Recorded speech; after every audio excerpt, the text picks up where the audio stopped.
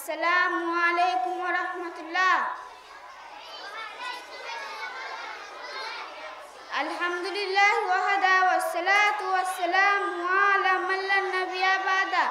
আউযু বিল্লাহি মিনাশ শাইতানির রাজীম। বিসমিল্লাহির রহমানির রহিম। রব্বি ইশরাহ লি সাদরি ওয়া ইয়াসসির লি আমরি ওয়াহলুল উকদাতাম মিন লিসানি ইয়াফকাহু কাওলি। সমস্ত প্রশংসা সেই মহান রব্বুল আলামিনের জন্য, যিনি বিশ্বজগতের প্রতিপালক ও রক্ষাকর্তা। তার আমরা প্রশংসা করি, সকলে বলি আলহামদুলিল্লাহ। তারপরে তার পাঠানো রাসূল মানব শ্রীনগরী জানবো মুহাম্মদ রাসূলুল্লাহ সাল্লাল্লাহু আলাইহি সাল্লাম এর ওপর আল্লাহ তাআলা শত কোটি দরুদ ও সালাম বর্ষিত হোক। আল্লাহুম্মা সাল্লি আলাইহি আল্লাহুম্মা বারিক আলাইহি। আমাকে বলতে সুযোগ করে দেওয়ার জন্য সভাপতি সাহেব এবং আমার কর্তৃপক্ষ প্রিয় স্কুলকে ধন্যবাদ।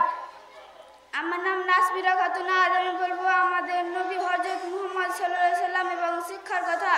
নবীজির পরিচয়। নবী সাল্লাল্লাহু আলাইহি সাল্লাম ছিলেন এমন একজন মানুষ যিনি কখনো মিথ্যা কথা বলতেন না, কারোর সাথে খারাপ ব্যবহার করতেন না।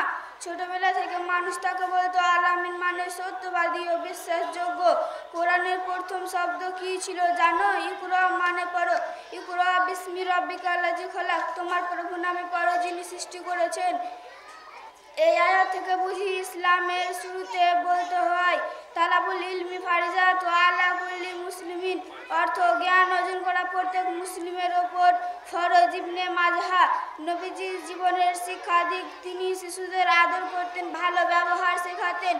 আল্লাহ তাকে সব শিক্ষা দিয়েছেন। জিবরাইল আলাইহিস সালামকে তিনি বলতেন, তোমাদের মধ্যে যে ষষ্ঠ কোরআন শেখে ও অন্য কাউকে শেখায়। সহিহ বুখারী। এই আল্লাহ আমাকে সব কিছু জানার ও বুঝার তৌফিক দান করুক, আমিন। আসসালামু আলাইকুম ওয়া রাহমাতুল্লাহ।